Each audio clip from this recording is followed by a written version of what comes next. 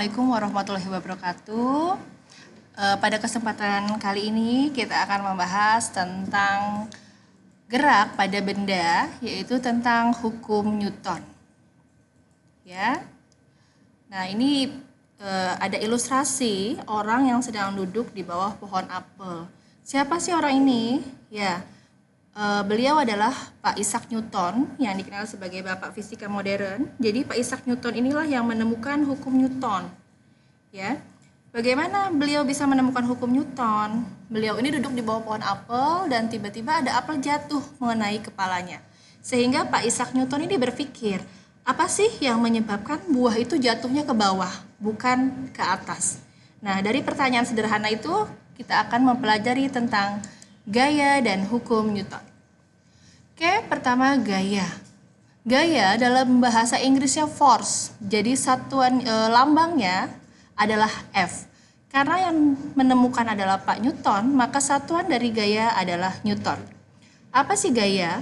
Gaya adalah sebuah tarikan atau dorongan pada suatu benda oleh benda lain. Misalnya kamu mendorong meja. Ya, saat kamu mendorong meja itu diartikan bahwa kamu sudah melakukan gaya. Gaya mempunyai satuan dalam MKS, jadi ada dua macam satuan sistem internasional, yaitu MKS, meter, kilogram, sekon, dan yang non satuan internasional adalah CGS, sentimeter, gram, sekon. Berdasarkan satuan sistem internasionalnya, satuan gaya adalah Newton, sedangkan pada satuan non internasionalnya adalah Dyne. Alat yang digunakan untuk mengukur gaya adalah neraca pegas atau dinamometer. Nah, ada dua macam gaya, yaitu gaya sentuh dan tak sentuh. Jadi ada gaya magnet sebagai gaya tak sentuh, lalu ada gaya tarik dan dorong sebagai gaya sentuh.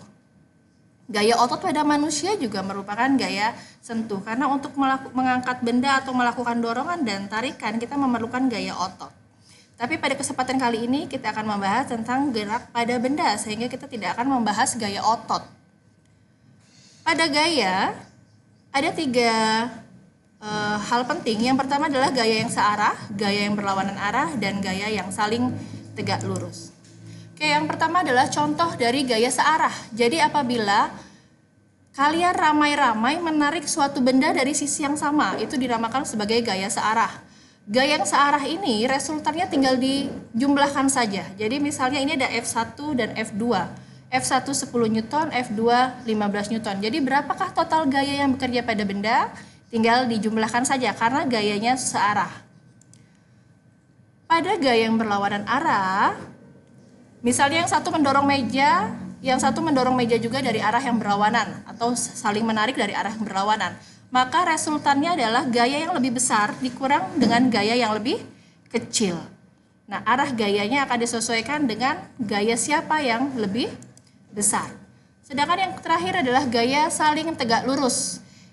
Cara menghitung resultannya sama seperti kita menghitung Pitagoras. Jadi kuadrat dari sisi tegak dijumlah dengan kuadrat dari sisi yang horizontal, lalu dicari akarnya berapa.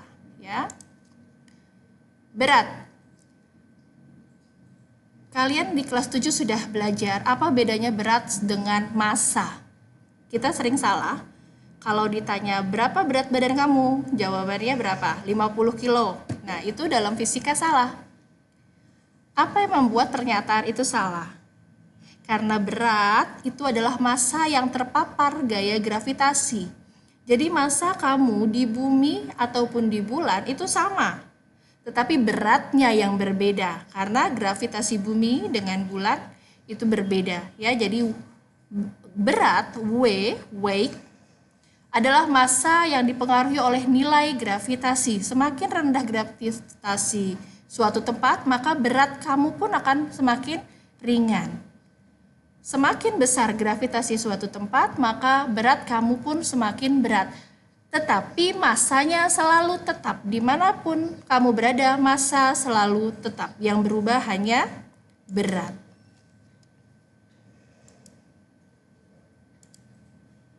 Oke, sekarang kita langsung masuk ke hukum Newton. Apa sih hukum Newton?